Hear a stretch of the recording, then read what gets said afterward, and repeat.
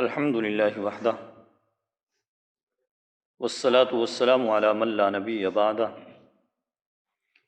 اما بعد فاعوذ باللہ من الشیطان الرجیم بسم اللہ الرحمن الرحیم قال هل علمتم ما فعلتم بیوسف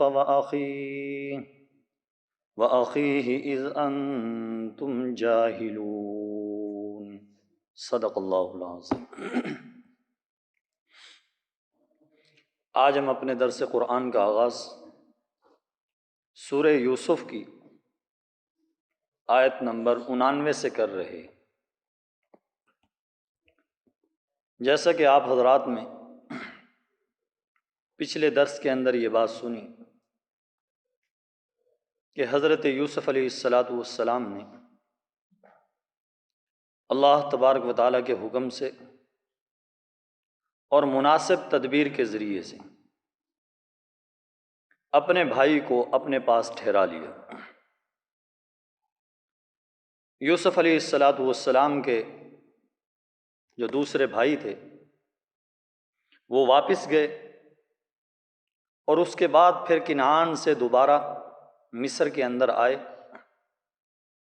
اور حضرت یوسف علیہ السلام کے سامنے انہوں نے عاجزی اور لجاجت کا اظہار کیا اور یہ بتلایا کہ اے عزیز، ہمارے گھر والوں کو اور ہمیں بڑی تکلیف پہنچی ہے، غلہ نہیں ہے، کھانے پینے کا سامان ختم ہو گیا ہے، دوسرا اب غلہ لینے کے لیے ہمارے پاس کوئی پونجی بھی نہیں بچی، بس یہ ناقص سی پونجی ہم لے کر آئے ہیں، یہ قبول فرمائیے اور ہمیں غلہ پورا دیجیے اور ہمارے ساتھ چشم پوشی کا معاملہ کیجیے، بے شک اللہ چشم پوشی کرنے والوں کو بدلہ عطا فرماتے ہیں۔ جب حضرت یوسف علیہ السلام کے بھائیوں نے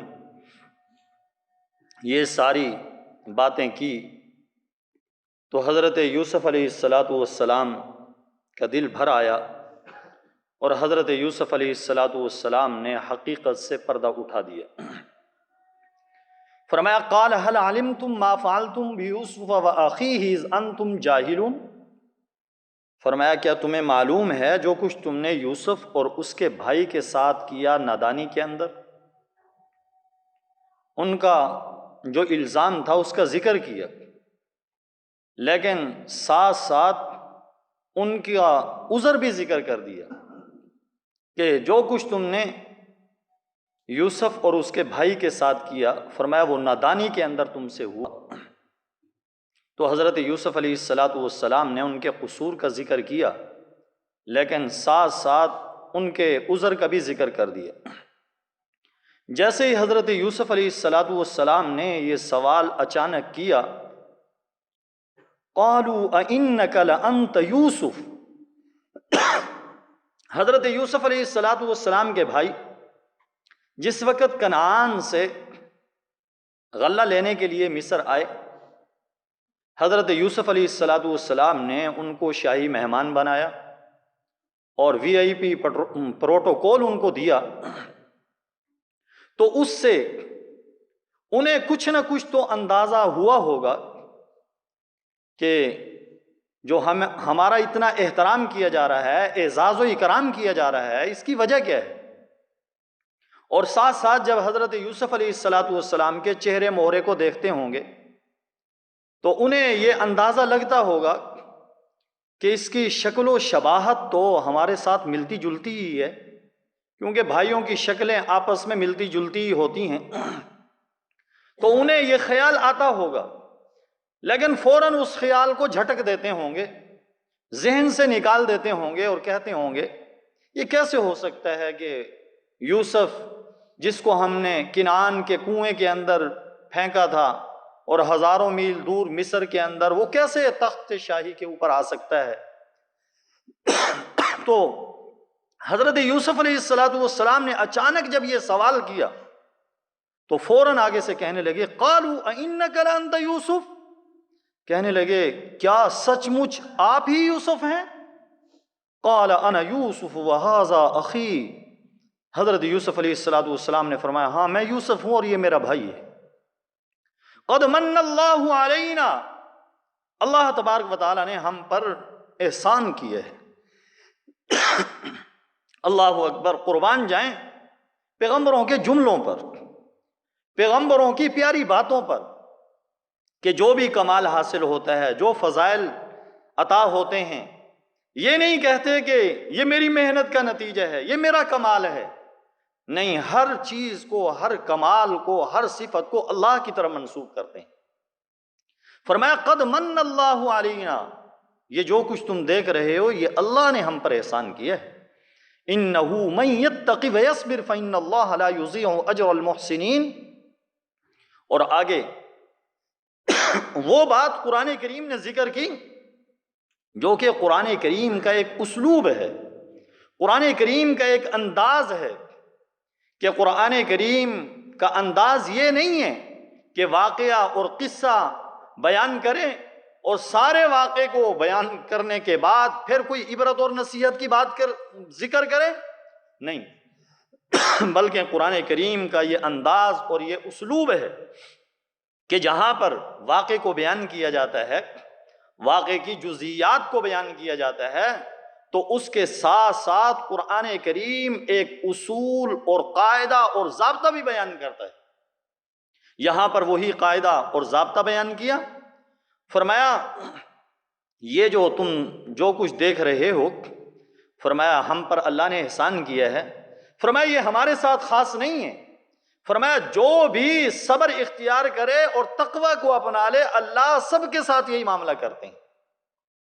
فرمایا انہ من یتقی ویصبر، جو بھی تقوی اختیار کرے اور صبر کر لے فإن اللہ لا یضیع اجر المحسنین، یقیناً اللہ نیکوکاروں کے اجر کو ضائع نہیں کرتے۔ فرمایا کوئی بھی نیکی کر لے اللہ تبارک و تعالیٰ اس کی نیکی کو ضائع نہیں کرتے، اس کی نیکی کو برباد نہیں کرتے، بلکہ اللہ تبارک و تعالیٰ اس کی نیکی کا اجر و ثواب اسے ضرور عطا فرماتے ہیں۔ قالوا تاللہ لقد آثرک اللہ علینا وإن كنا لخاطئین، جب حقیقت حال واضح ہوئی بھائیوں نے کہا تاللہ، اللہ کی قسم، اللہ نے آپ کو ہم پر فضیلت عطا کی ہے، وَإِن كُنَّا لَخَاطِئِينَ، اور بے شک ہم ہی خطا کار تھے، ہم سے غلطی ہوئی، اپنے قصور کا، اپنے جرم کا اعتراف کر لیا۔ قَالَ لَا تَصْرِيبَ عَلَيْكُمُ الْيَوْمَ، حضرت یوسف علیہ السلام نے فرمایا تم پر آج کوئی الزام نہیں۔ قربان جائیں پیغمبر پر، پیغمبر علیہ السلام کی پیاری زبان پر، کہ جب بھائیوں سے یہ باتیں سنی اور دیکھا کہ وہ اپنے قصور کا، اپنے جرم کا اعتراف کر رہے ہیں، تو آگے سے یہ فرمایا کہ آج میں تمہیں تانا نہیں دوں گا، آج تمہاری زیادتیاں تمہیں نہیں گنواؤں گا، فرمایا بلکہ میں نے تمہیں معاف کر دیے، آج تم پر کوئی الزام نہیں ہے۔ یہ جو لا تسریبہ کا لفظ ہے، اس کا ترجمہ ہم نے یہی کیا ہے کہ آج تم پر کوئی الزام نہیں، کیونکہ اردو کے اندر یہی الفاظ ہیں اس کی ادائیگی کے لیے، وگرنہ لا تسریبہ کا مفہوم یہ ہے کہ آج تمہاری جو زیادتیاں ہیں وہ تمہیں نہیں گنوائی جائیں گی، اور جو کمی کوتاہیاں تم سے ہو گئی ان کا تذکرہ آج نہیں کیا جائے گا، تمہارے قصوروں کا تذکرہ آج نہیں کیا جائے گا، بس میں نے تمہیں معاف کر دیا۔ یہ حضرت یوسف علیہ السلام نے اپنے بھائیوں سے فرمایا، پیغمبر تھے، پیغمبرانہ اخلاق تھے، کیوں نہ اپنے بھائیوں کو معاف کرتے۔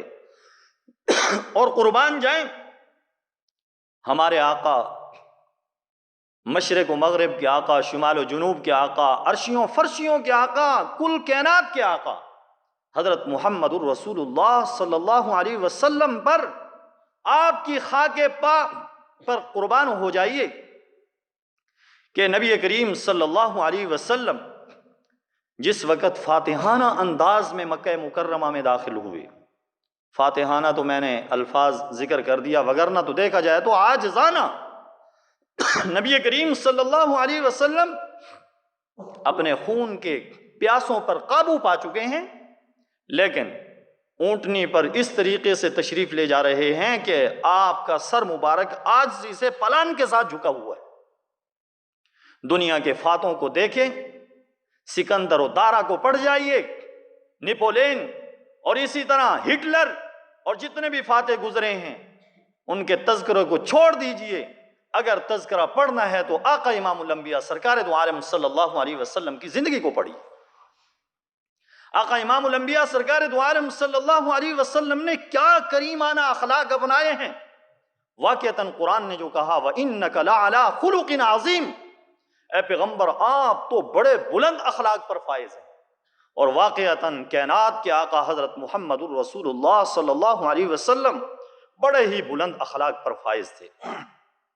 قربان ہو جائیں نبی کریم صلی اللہ علیہ وسلم پر دنیا کے فاتح جب اپنے پیاسوں پر قابو پاتے ہیں تو کشتوں کے پشتے لگا دیتے ہیں اور انتقام کی آگ بھڑکتی ہے، لیکن آج امام الانبیاء سرکار دو عالم صلی اللہ علیہ وسلم نے ان پر قابو پایا ہے جو کہ آپ کے خون کے پیاسے تھے، آپ کو اپنے وطن میں رہنے نہیں دیا، ہجرت پر مجبور کر دیا۔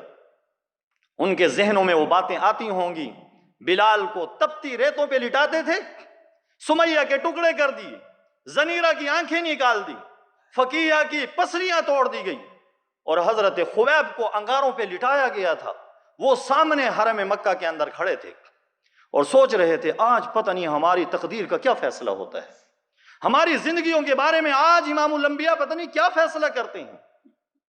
وہ سارا نقشہ ان کے ذہنوں میں گھومتا تھا کہ ہم نے امام الانبیاء سرکار دو عالم صلی اللہ علیہ وسلم کو کیسا ستایا، رستے میں کانٹے تک بچھائے، حتیٰ کہ جس میں اطہر پہ گندی اوجھڑیاں ڈالی گئی، آقا امام الانبیاء سرکار دو عالم صلی اللہ علیہ وسلم کی بیٹیوں کو طلاقیں دی گئی۔ وہ سارا نقشہ ان کے ذہنوں میں گھومتا تھا، لیکن جب امام الانبیاء سرکار دو عالم صلی اللہ علیہ وسلم نے ان سے پوچھا تمہیں پتہ ہے آج میں تمہارے ساتھ کیا معاملہ کرنے والا ہوں، اور خون کے پیاسوں کی زبان سے نکلا آپ کریم ہیں، آپ سے کرم کی امید ہے ہمیں۔ اور پھر نبی کریم صلی اللہ علیہ وسلم نے یہی الفاظ ارشاد فرمائے لا تثریب علیکم اليوم، فرمایا آج تم پر کوئی الزام نہیں، میں تمہیں وہی بات کہتا ہوں جو میرے بھائی یوسف علیہ السلام نے اپنے بھائیوں سے کہی تھی۔ فرمایا اذهبوا فانتم الطلقاء، جاؤ آج تم سارے کے سارے آزاد ہو۔ یہ ہے اخلاق۔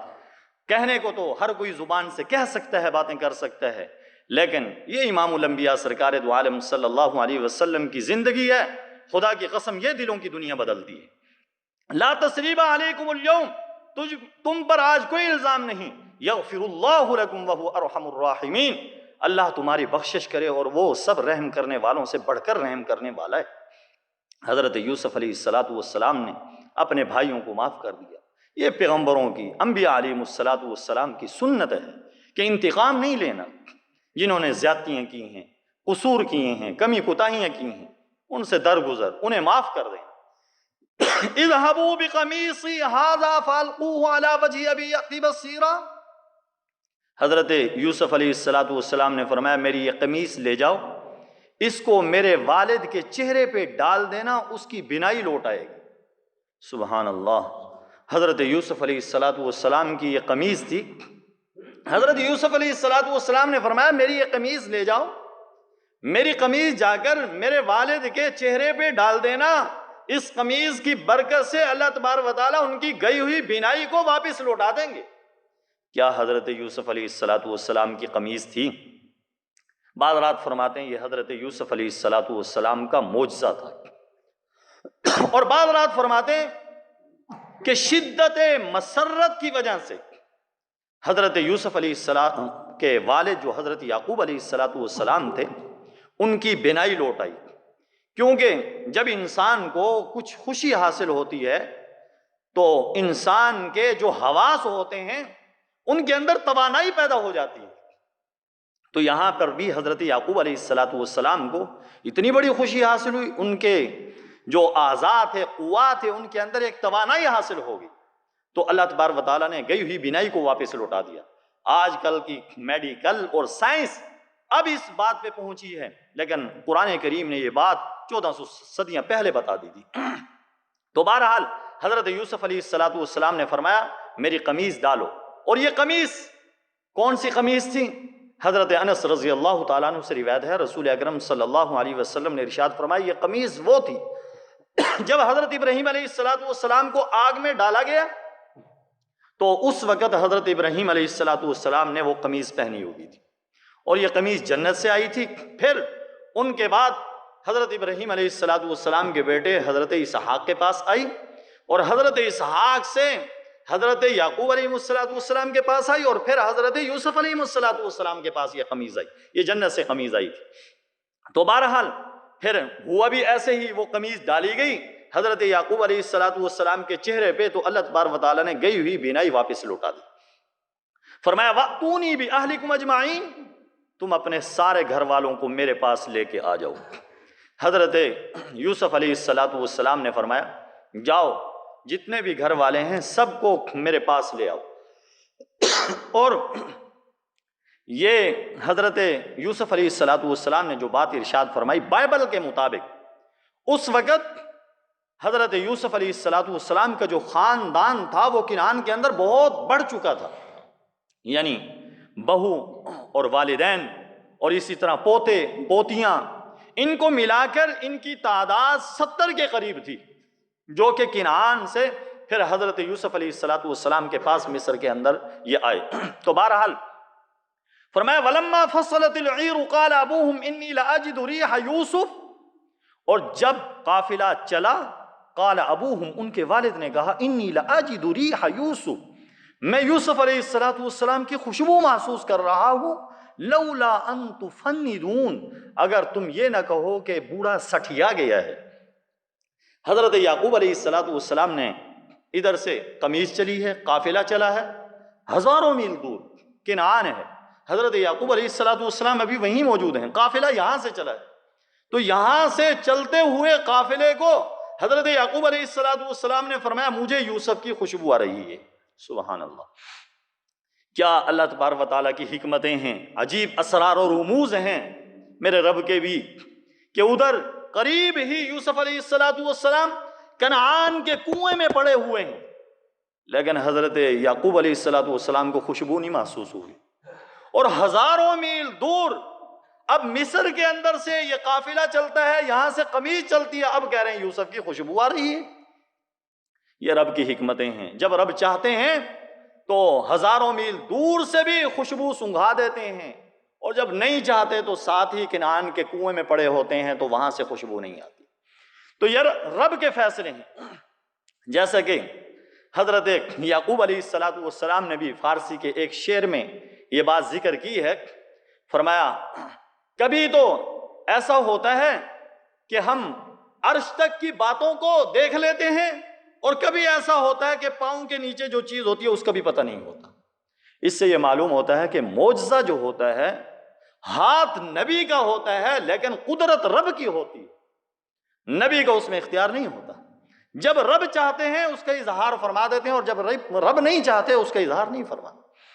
فرمایا انی لاجد ریح یوسف، میں یوسف علیہ السلام کی خوشبو پا رہا ہوں. لولا ان تفندون، اگر تم یہ نہ کہو کہ بوڑھا سٹھیا گیا ہے، بہکی بہکی باتیں کرتا ہے، تم یہ بات کہو گے، وگرنہ مجھے خوشبو آ رہی ہے یوسف.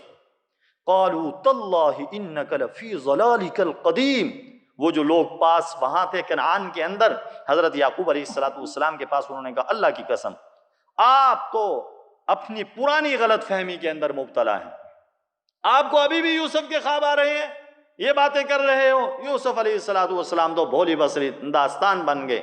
یوسف علیہ السلام کہاں ہیں اب جو ان کی باتیں کر رہے ہو. فلما ان جاء البشیر القاه على وجهه فرتد بصیرا، پر جب آیا خوشخبری دینے والا ان کے چہرے پہ وہ قمیض ڈالی، فرتد بصیرا، ان کی بینائی لوٹ آئی. اللہ اکبر. حضرت یعقوب علیہ السلام کے پاس خوشخبری دینے والا وہاں سے چل کر آیا مصر سے، اور آ کر وہ قمیض حضرت یعقوب علیہ السلام کے چہرے پہ ڈالی، ان کی گئی ہوئی بینائی لوٹ آئی. قال الم اقل لکم انی اعلم من اللہ ما لا تعلمون، حضرت یعقوب علیہ السلام نے فرمایا میں نے تمہیں نہیں کہا تھا کہ میں اللہ کی طرف سے وہ باتیں جانتا ہوں جو تم نہیں جانتے. یہ حضرت یعقوب علیہ السلام نے جو باتیں کی، یعنی انہیں شروع کے اندر ہی قرائن سے، شواہد سے یہ محسوس ہو رہا تھا، اور وہ جو خواب شروع کے اندر حضرت یوسف علیہ السلام نے اپنے والد کو بتلایا تھا، اس سے انہیں محسوس ہو رہا تھا کہ یوسف علیہ السلام جوان ہوں گے اور اللہ تبارک و تعالیٰ انہیں عزت، مقام اور مرتبہ عطا فرمائیں گے۔ تو اس لیے فرمایا میں اللہ کی طرف سے وہ باتیں جانتا ہوں جو تم نہیں جانتے۔ واقعتاً پیغمبروں کی حس تو عام آدمی سے بڑی ہوتی ہے، تو اس لیے پیغمبروں کا مقام و مرتبہ وہ عام انسانوں سے بہت بلند مرتبے پر وہ فائز ہوتے ہیں۔ پیغمبر عام انسانوں جیسے نہیں ہوتے، اس لیے کوئی کہے کہ پیغمبروں کا مقام ہمارے جیسا، بڑے بھائی جیسا، نہیں، ایسا کہنے والا تو دائرہ اسلام سے خارج ہو جائے گا۔ تو اس لیے ہمارا اہل سنت والجماعت کا یہی عقیدہ ہے کہ پیغمبر بلند مقام پر فائز ہوتے ہیں۔ ہم اور آپ بشر ہیں، وہ تو افضل البشر ہیں۔ ہم اور آپ بشر ہیں، وہ احسن البشر ہیں۔ ہم اور آپ بشر ہیں، وہ احسن الاکمل البشر ہیں۔ ان جیسا بشر کون ہو سکتا ہے؟ ایسے بشر کہ آج تک کسی ماں نے جایا نہیں، اور ایسے نور آج تک اللہ نے ایسا نور بنایا نہیں۔ یہ ہیں حضرت محمد الرسول اللہ صلی اللہ علیہ وسلم، اور سارے کے سارے انبیاء علیہ السلام کو اللہ تبارک و تعالیٰ نے کمالات عطا فرمائے۔ قالوا یا ابانا استغفر لنا ذنوبنا انا كنا خاطئین۔ وہ بیٹے کہنے لگے یا ابانا، اے ہمارے ابا جان، استغفر لنا ذنوبنا، ہمارے لیے ہمارے گناہوں کا استغفار طلب کریے، ہمارے لیے اپنے رب سے ہمارے گناہوں کی معافی مانگیے۔ انا کنا خاطئین، یقیناً ہم ہی خطاوار ہیں، غلطی ہم سے ہوئی ہے، لہذا جو ہم سے گناہ ہو گیا اپنے رب سے معافی مانگیے۔ قال سوف استغفر لکم ربی، حضرت یعقوب علیہ السلام نے فرمایا ان قریب میں اپنے رب سے تمہارے لیے استغفار طلب کروں گا۔ حضرت عطا خراسانی ایک اللہ والے ہیں، بڑی عجیب بات کہہ گئے، کہتے ہیں کہ اس قرآن کریم کے اس انداز سے یہ معلوم ہوتا ہے کہ اگر کوئی آدمی نوجوان سے معافی مانگے تو وہ جلد معاف کر دیتا ہے، لیکن اگر کوئی بوڑھے سے معافی مانگے تو وہ جلدی معاف نہیں کرتا۔ یہ اللہ والوں کی باتیں ہیں بہرحال قرآن کریم، کیونکہ وہ فرماتے ہیں دیکھو حضرت یوسف علیہ السلام کے سامنے بھائیوں نے قصور کا ذکر کیا تو فوراً یوسف علیہ السلام نے فرمایا لا تثریب علیکم اليوم، آج تم پر کوئی الزام نہیں، میں نے تمہیں معاف کر دیے۔ لیکن جب حضرت یعقوب علیہ السلام سے ان کے بیٹوں نے کہا کہ آپ ہمارے رب سے استغفار طلب کیجئے، تو فوراً استغفار نہیں کیا، بلکہ فرمایا میں اپنے رب سے استغفار طلب کروں گا تمہارے لیے۔ یہ کون سا وقت تھا جس کے لیے فرمایا میں استغفار طلب کروں گا؟ تو بعض رات فرماتے ہیں کہ اس سے مراد تہجد کا وقت ہے، کہ وہ خاص الخاص وقت ہے، اس کے اندر اللہ کی رحمتوں کا خصوصی نزول ہوتا ہے، تو اس لیے فرمایا میں اس وقت اپنے رب سے تمہارے لیے استغفار طلب کروں گا۔ انہو هو الغفور الرحیم، بے شک وہ بڑا بخشنے والا، بڑا رحم کرنے والا ہے۔ تو یہاں پہ یہ سوال ہوتا ہے کہ حضرت یعقوب علیہ السلام نے اپنے بیٹوں کے لیے فوراً استغفار کیوں نہیں طلب کیا؟ تو اس کا ایک جواب تو یہ ہے کہ حضرت یعقوب علیہ السلام چونکہ اپنے بیٹوں کے مربی تھے، تربیت کرنے والے تھے، تو اس لیے وہ چاہتے تھے کہ ان کی تربیت اچھی طرح ہو جائے، اس لیے فوراً استغفار طلب نہیں کی۔ اور بعض رات فرماتے ہیں کہ اصل میں جو انہوں نے غلطی کی تھی، قصور کیا تھا، وہ تو حضرت یوسف علیہ السلام اور ان کے بھائی سے متعلق تھا، تو اس لیے براہ راست اصل معافی ان سے مانگنی چاہیے تھی۔ اس لیے حضرت یعقوب علیہ السلام نے فرمایا میں تمہارے لیے استغفار طلب کروں گا۔ اور اس سے یہ بات بھی معلوم ہوئی کہ اگر کوئی آدمی کسی سے معافی مانگے اور اس نے اس کے ساتھ کوئی زیادتی کر رکھی ہو، تو وہ اس سے کہے کہ وہ زیادتی کا ذکر نہ کرے، بس یوں ہی کہے کہ مجھے معاف کر دو، تو اس سے اگر وہ اگلا یہ بھی کہہ دے کہ میں نے معاف کر دیا، اس سے وہ زیادتی معاف نہیں ہوگی، بلکہ تذکرہ کرے کہ میں نے آپ کے ساتھ فلاں زیادتی کی ہے، فلاں آپ کا مال ہڑپ کیا ہے، فلاں چیز آپ کے ساتھ میں نے کر رکھی ہے، پھر اس کا ذکر کر کے اس سے معافی مانگے، پھر معاف ہوگی، وگرنہ معاف نہیں ہوگی۔ جیسے کوئی آدمی کسی کے پیسے کھا کے پھر رہا ہے، کسی کے پلاٹ پہ قبضہ جما کے پھر رہا ہے، اور اس سے کہے کہ ویسے کہے کہ معاف کر دے، اس نے کہے میں معاف کر دیا، ایسے معافی نہیں ہوگی، بلکہ تذکرہ کرے کہ میں نے آپ کے جو پیسے دبا رکھے ہیں، پلاٹ دبا رکھا ہے، فلاں ناجائز چیز آپ کی حاصل کر رکھی ہے، اس کی مجھے معافی دے دو، اور پھر وہ ذکر کرے اس چیز کا اور کہے کہ میں نے اس پہ معاف کر دیا، پھر معافی ہو۔ تو اس لیے اس چیز کا اہتمام کیا جائے۔ اللہ رب العزت ہم سب کو بھی یہ توفیق نصیب فرمائے۔ اور اس واقعے سے یہ بھی معلوم ہوا کہ اگر کوئی آدمی کسی کام کی خوشخبری لے کر آئے تو حضرت یعقوب علیہ السلام کے پاس خوشخبری لانے والے کے لیے اس وقت کوئی چیز نہیں تھی کہ اسے انعام اور تحفے کے اندر دے دیں، تو ایک دعا دی اسے، فرمایا اللہ آپ کے لیے موت کی سختی کو آسان کرے۔ اور دیکھا جائے تو یہ بہت بڑا انعام حضرت یعقوب علیہ السلام نے خوشخبری لانے والے کو دے دیا، کیونکہ اصل تو انسان کے لیے یہ ہے کہ موت کی سختی جو ہے اس کے لیے آسان ہو جائے۔ اور یہ ثابت ہے کہ حضرت کعب ابن مالک، جو 3 صحابہ کا واقعہ آپ سنتے رہتے ہیں کہ ان سے غلطی ہو گئی تھی، جہاد کے اندر تشریف نہیں لے گئے تھے، نبی کریم صلی اللہ علیہ وسلم نے صحابہ اکرام سے بائیکاٹ کا اعلان کر دیا کہ ان سے بائیکاٹ کیا جائے، تو 50 دن کے بعد ان کی توبہ قبول ہوئی۔ اور پھر سب سے پہلے جو توبہ قبول ہونے کی خوشخبری دینے کے لیے جو آیا تھا کعب ابن مالک کے پاس، کعب ابن مالک نے اپنے کپڑے اتار کے اسے انعام کے طور پہ دے دیے۔ تو اس لیے اگر کوئی اچھے کام کی، اچھی چیز کی خوشخبری لائے تو اس وقت اسے انعام دینا یا اس کی دعوت کرنا یہ ثابت ہے کہ اگر کسی آدمی کو کوئی نعمت حاصل ہو جائے، جیسے کہ اگر کسی کو قرآن کریم والی دولت مل جائے اور قرآن کریم کا انعام مل جائے، اللہ اسے قرآن کریم والی دولت نصیب فرما دے، اب وہ مسئلہ پوچھتا پھرے بھئی یہ دعوت کرنا جائز ہے، بھئی دعوت کی جائے، اس کا اہتمام کیا جائے۔ سیدنا عمر فاروق رضی اللہ تعالیٰ عنہ نے جب سورہ بقرہ سیکھی تھی اس وقت ایک اونٹ قربان کیا تھا۔ اللہ اکبر۔ اگرچہ یہ بات یاد رکھیں کہ صحابہ اکرام رضوان اللہ تعالیٰ علیہ مجمعین خالی الفاظ نہیں یاد کرتے تھے بلکہ معانی مطالب کے ساتھ مکمل اسے پڑھتے تھے۔ تو بہرحال اس سے یہ بھی ثابت ہوا کہ کوئی انعام اور کوئی خوشخبری اگر دے تو اس کو کچھ انعام دے دینا، کوئی تحفہ دے دینا، اور خوشی کے موقع پر دعوت کا اہتمام کرنا یہ بھی جائز ہے۔ اللہ رب العزت سے دعا ہے کہ اللہ رب العزت ہم سب کے گناہوں کو معاف فرمائے اور اپنی طرف توبہ اور استغفار اور رجوع کی زیادہ سے زیادہ توفیق نصیب فرمائے۔ وآخر دعوانا الحمد للہ رب العالمین۔ اللہم صلی علی سیدنا و مولانا محمد وعلی آل سیدنا و مولانا محمد وبارک وسلم وصلو علیہ۔ اے اللہ ہم سب کو صحیح معنی میں سچی پکی توبہ کی توفیق نصیب فرما۔ اے اللہ بقیہ زندگی جو باقی ہے اے اللہ اپنی رضا کے مطابق اعمال کی توفیق نصیب فرما، برے اعمال سے محفوظ فرما، نیکیوں کی زیادہ سے زیادہ توفیق نصیب فرما۔ اے اللہ ہم سب کو زندگی دے تو قرآن کے لیے، قرآن کی اشاعت کے لیے، قرآن کے پھیلانے کے لیے، اے اللہ اس کے لیے ہم سب کو ذرائع اور وسائل نصیب فرما۔ اے اللہ جتنے حضرات درس قرآن کے اندر شریک ہیں سب کی بگڑیاں بنا، سب کی جائز مرادیں پوری فرما۔ اے اللہ سب کی مشکلوں کو حل فرما، سب کے بھاگ جگا، اے اللہ سب کی خالی جھولیوں کو بھر دے۔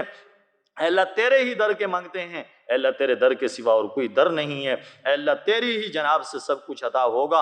اے اللہ ہم سب کو دنیا آخرت کی سارے انعامات، ساری نعمتیں جو ہم سب کے لیے ضروری ہیں نصیب فرما۔ ربنا تقبل منا انک انت السمیع العلیم وتب علینا انک انت التواب الرحیم، وصلی اللہ تعالی علی خیر خلقہ محمد وعلی آلہ واصحابہ واہل بیتہ وذریاتہ اجمعین، آمین آمین۔ جزاکم اللہ خیر۔